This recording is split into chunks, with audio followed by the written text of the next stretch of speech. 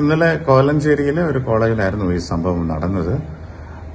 അവിടുത്തെ പ്രിൻസിപ്പല് നമ്മൾ പാടിക്കൊണ്ടിരുന്ന സമയത്ത് വന്നു കയറി മൈക്ക് കയ്യിൽ നിന്ന് തട്ടി പറിച്ച് അവര് പരിപാടി നിർത്താൻ ശ്രമിച്ചു.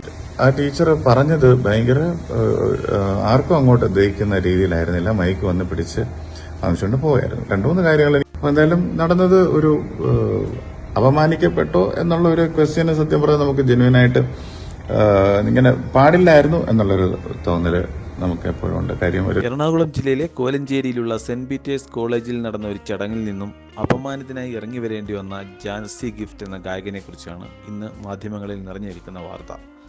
ഇതിന്റെ സത്യാവസ്ഥയാണ് RR ടോക്സ് ഇന്ന് കൈകാര്യം ചെയ്യുന്നത്. RR ടോക്സിലേക്ക് എല്ലാവർക്കും സ്വാഗതം.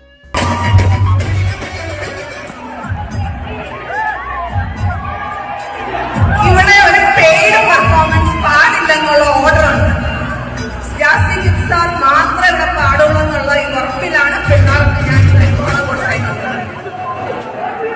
അത് പിള്ളേർ ലംഘിച്ചു. കോളേജിനെ ഇവിടെ നിർത്തണോ? കോളേജിന്റെ സമാധാന അന്തരീക്ഷം തകർക്കാതിരിക്കുന്നതിന് വേണ്ടി സംഗീത പരിപാടികളൊന്നും പാടില്ല എന്നും ജാസി ഗിഫ്റ്റ് ഒരു അതിഥിയായി എത്തുകയാണെന്നുമാണ് കോളേജ് യൂണിയൻ പ്രിൻസിപ്പലിനെ അറിയിച്ചിരുന്നത്. എന്നാൽ അതിൽ നിന്ന് വിപരീതമായി ജാസി ഗിഫ്റ്റ് തൻ്റെ കൂടെ വന്ന ആളെ കൂടി പാടാൻ ക്ഷണിച്ചതാണ് പ്രിൻസിപ്പാളിനെ ചൊടിപ്പിച്ചത്. ദേഷ്യം കൊണ്ട് ഉടൻ തന്നെ പ്രിൻസിപ്പാൾ വേദിയിലെത്തുകയും ജാസി ഗിഫ്റ്റിൻ്റെ കയ്യിൽ നിന്ന് മൈക്ക് പിടിച്ചു വാങ്ങി ജാസി സാർ അല്ലാതെ മറ്റൊരാളും ഇവിടെ പാടാൻ പാടില്ല, അതിനിവിടെ പെർമിഷൻ ഇല്ല, അങ്ങനെ ഒരു ഉത്തരവുണ്ട് എന്ന് പറയുകയുമാണ് ഉണ്ടായത്. ഇതിൽ പ്രകോപിതനായ ജാസി ഗിഫ്റ്റ് അപമാനഭാരം കൊണ്ട് തൻ്റെ പ്രതിഷേധം അറിയിച്ചതിന് ശേഷം ഇറങ്ങിപ്പോവുകയാണ് ഉണ്ടായത്. സംഭവത്തെ തുടർന്ന് വിദ്യാർത്ഥി യൂണിയന്റെ നേതൃത്വത്തിൽ പ്രിൻസിപ്പലിനെതിരെ ശക്തമായ സമരം നടത്തുകയും പ്രിൻസിപ്പൽ രാജിവെക്കണമെന്നുള്ള ആവശ്യം ഉന്നയിക്കുകയും ചെയ്തു എന്നാണ് അറിയാൻ കഴിഞ്ഞത്. എന്നാൽ ഇവിടുത്തെ യഥാർത്ഥ പ്രശ്നം എന്താണ്? പ്രിൻസിപ്പലിന്റെ നടപടി ശരിയായോ, അതേ കുട്ടികളുടെ ഭാഗത്താണോ തെറ്റ്? ഇതിലെ ഏറ്റവും രസകരമായ കാര്യം, അവിടെ ക്രമസമാധാനം തകർക്കുന്ന യാതൊരുവിധ പ്രശ്നങ്ങളും ഉണ്ടായിരുന്നില്ല.